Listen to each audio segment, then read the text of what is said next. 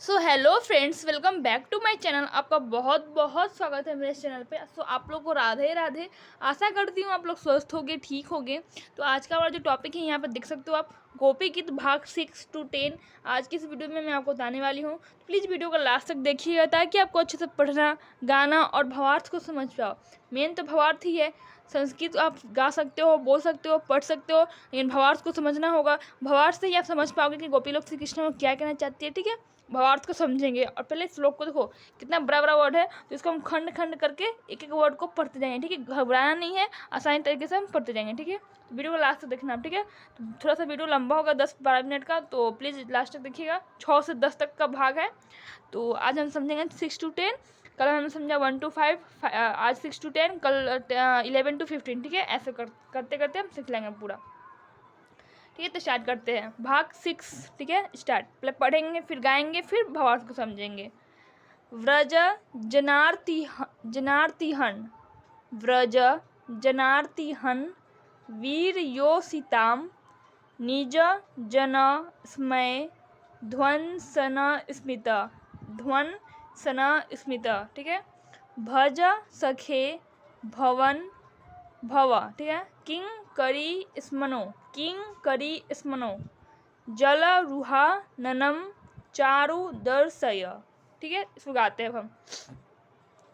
वरज जनार्तिहन, वीर योषिताम, निज जन स्मय, ध्वंसन स्मिता, भज सखे भव, किंकरी स्मनो, जलरुहाननम चारुदर्शय। तो इसको मैं ऐसे गाते हैं। ठीक है, पहले पढ़ना फिर गाना, नहीं तो डायरेक्ट आप गाओगे तो गलती हो जाएगा। ठीक है, पहले पढ़ेंगे फिर गाएंगे। ठीक है, भावार्थ को समझते हैं, भावार्थ ही हमारा मेन है। तो अगर आप मेरे चैनल पे न्यू हो तो पहले देखो, आपने चैनल पे जाना, 1 to 5 का जो है भावार्थ समझ लेना, फिर 6 to 10 का समझना है। ठीक है, ऐसे आपको समझ में आएगा कि गोपी लोग श्री कृष्ण को क्या कहना चाहती है। ठीक है, तो पहले इसको समझ लेते हैं। हे श्याम सुंदर, मतलब हे श्री कान्हा, तुम तो सभी ब्रजवासियों के दुखों को दूर करने वाले हो। सही बात है, ब्रजवासी हो चाहे हम लोग हो, सबके दुख तो वही दूर करते हैं, श्री कृष्ण ही। तुम्हारी मंद मंद मुस्कान की एक झलक ही तुम्हारे प्रेमी जनों के सारे मान मद को चूर चूर कर देने के लिए पर्याप्त है। मतलब श्री कृष्ण की सिर्फ एक मुस्कान ही, मंद मंद मुस्कान ही, हमारे जितने भी मतलब कि अभिमान है, अहंकार है कि मतलब कि हम लोग इतने बड़े हैं, ये हैं वो हैं, तो उनकी मुस्कान ही हमारे सभी अभिमानों को जो है चूर चूर कर देने वाले हैं। ठीक है, हे प्यारे सखा, मतलब हे कान्हा, हमसे रूठो मत, प्रेम करो। मतलब हमसे कभी रूठो मत, हमसे सिर्फ प्रेम करो। हम अबलाओं को अपना वह परम सुंदर सांवला मुख कमल दिखाओ। सो श्री कृष्णा तो सांवले थे, तो मतलब उनका नाम ही था काली कमली वाला। ठीक है, तो हम अबलाओं को जो गोपी लोग बोल रहे हैं कि हम गोपी लोग को जो है अपना वो परम सुंदर सांवला मुख कमल दिखाओ, मुख दिखाओ अपना परम सुंदर सांवला। ठीक है, तो ये है हमारा भाग 6, और भाग 7 की तरफ चलते हैं। ठीक है, सो ये रहा हमारा गोपी गीत भाग 7। ओके, इसको भी पहले पढ़ लेंगे, गाएंगे, फिर भावार्थ को समझेंगे। ठीक है, भावार्थ को अगर आप समझते हो तो देखो आपको रोना भी आएगा। लास्ट तक 18 श्लोक है, तो आप प्लीज़ 18 तक देखना। मेरे पे अगर आप मेरे चैनल सब्सक्राइब करते हो तो आपको जो है हर रोज़ मैं वीडियोज का नोटिफिकेशन मिलते रहेगा, तो प्लीज़ सब्सक्राइब माई चैनल।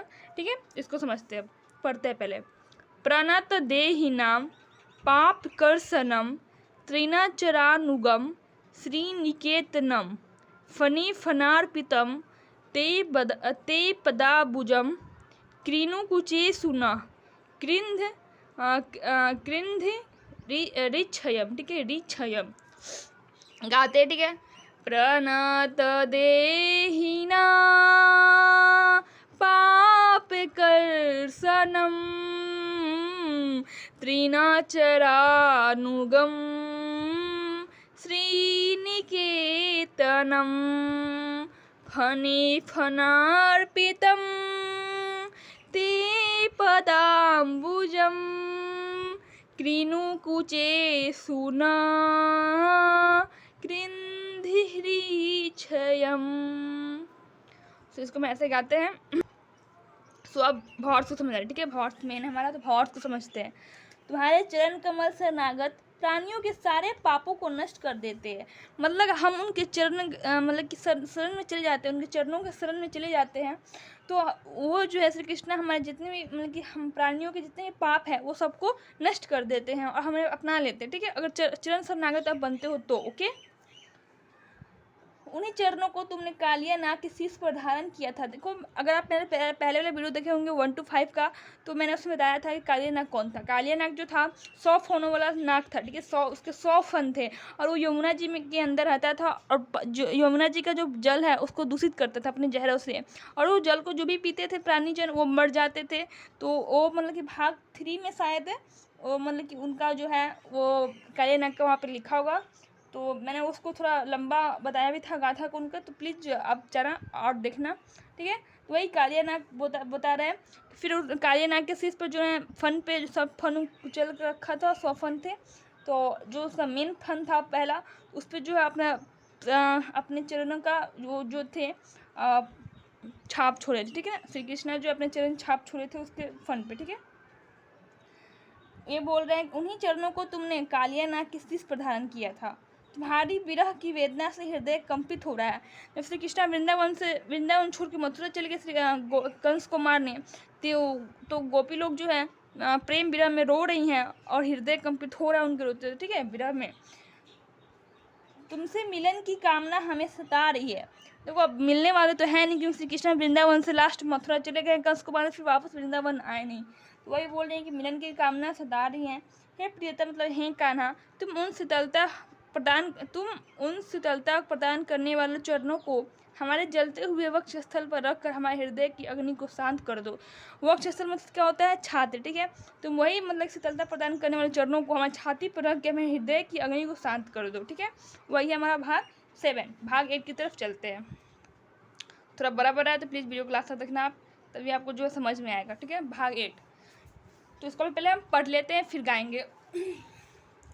मधुरया गिरा वल्गुवाक्यया बुधम नो गया पुष्करेक्षणम विधि करी फिर रीमा वीर मोहतिर धर सिधुना पेया यस्वना, ठीक है। इसको गाते हैं हम।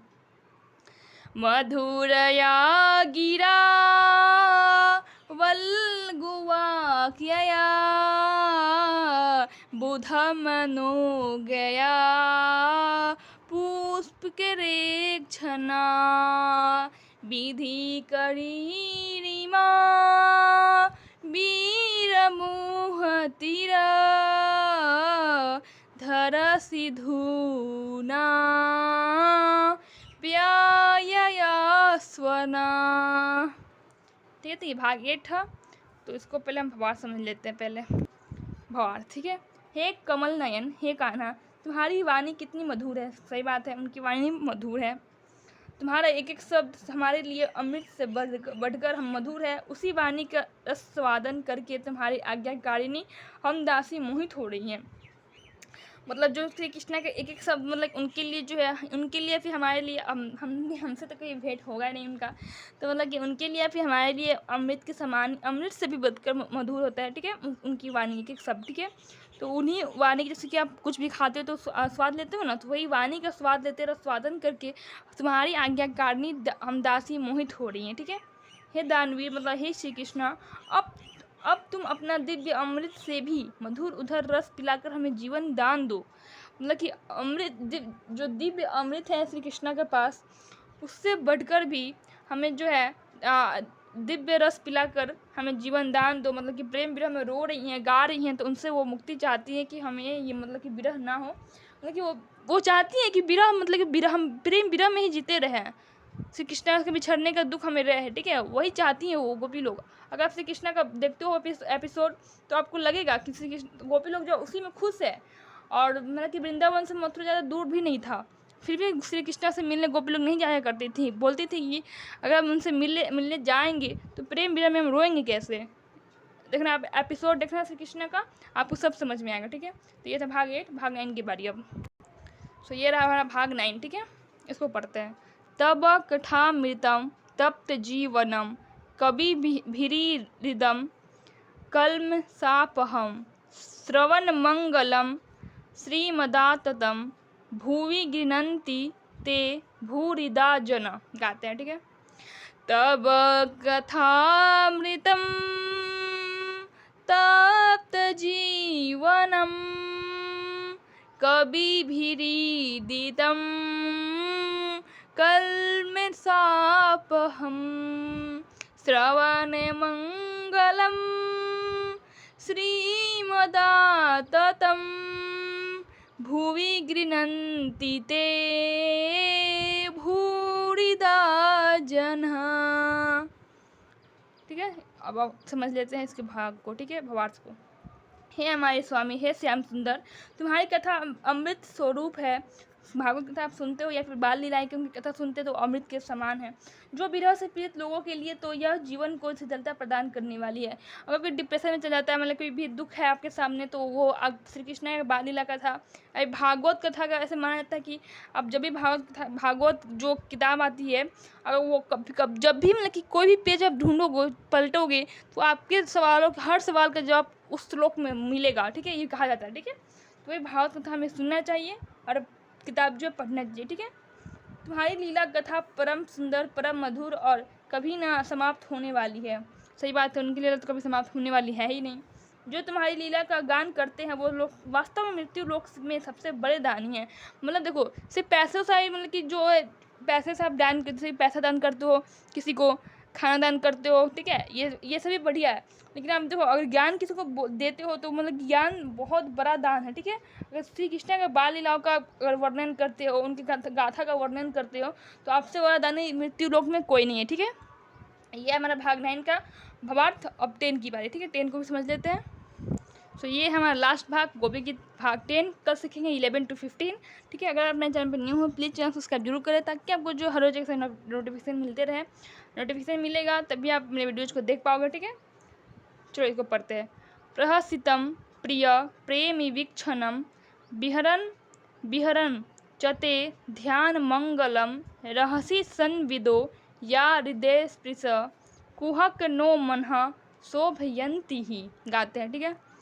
प्रहसितं प्रिय प्रेम वीक्षणं विहरन चते ध्यान मंगलम रहसि संविदो या हृदय स्पृश कुहक नो मनः शोभयन्ति ही। इसे ऐसे गाते हैं तो भावार्थ को समझते हैं। ठीक है, लास्ट भावार्थ है, फिर कल सीखेंगे 11 to 15। ठीक है, हे हमारे प्यारे श्री कान्हा, एक दिन वह था तुम्हारी प्रेम हंसी और चितवन तथा तुम्हारी विभिन्न प्रकार की क्रियाओं का ध्यान करके हम आनंद में मगन हो जाया करती थी। मतलब श्री कृष्ण जब वृंदावन में थे तो गोपी लोग के मतलब कि बाल लीला स्वरूप जो था, मटकी फोड़ना, माखन चुरा के खाना और बांसुरी की धुन बजाना, रास रचना, ये सब जो थे वो मतलब कि उनमें मगन गोपी लोग हो जाती थी। लेकिन अब जो है वृंदावन छोड़ के मथुरा चले गए तो वही प्रेम विरह में रो रही हैं, गोपी गीत गा रही हैं। ठीक है, हे हमारे कपटी मित्र छलिया रणछोड़, पता नहीं क्या क्या नाम है उनका, उन सब का ध्यान करना भी मंगलदायक है। अब वह सब बातें याद आकर मन को शुद्ध कर रही हैं। मतलब कि अब तो आप आने वाले हो नहीं वृंदावन में, हम लोग को मालूम है, लेकिन हम आपके जो बाल लीलाएँ हैं, बांसुरी की धुन है, उन्हीं का ध्यान करके अपने मन को जो है शांति प्रदान कर रही हैं कि मतलब कि इसी शांत हो जाओ, शुभ कर रही हैं। ठीक है, तो अगर आप भी मंगलदायक मतलब कि श्री कृष्ण का बाल लीला का आप मतलब कि ध्यान करते हो तो आपको भी मन में संतुष्टि कहीं ना कहीं होगी ही, खुशी होगी। ठीक है, तो ये था हमारा भाग 10 के भावार्थ। ठीक है, अगर आप 1 to 5 का भावार्थ नहीं समझ पा रहे हो प्लीज़ मेरे चैनल पे जाओ, क्योंकि कल ही मैंने डाल रखा है तो आप समझ लोगे। ठीक है, वहीं पे आप देखकर समझ जाओ। और अगर आप मेरे चैनल पे न्यू हो तो please subscribe my channel and like my videos. अगर मेरे से कहीं गलती हुई तो मुझे क्षमा कीजिएगा, आई एम सॉरी, मैं आपसे दिल से माफ़ी मांगती हूँ। तो कल मिलते हैं फिर हम 11 to 15 भाग लेकर। ठीक है, तो फिर कल आइएगा। Radhe Radhe, bye bye.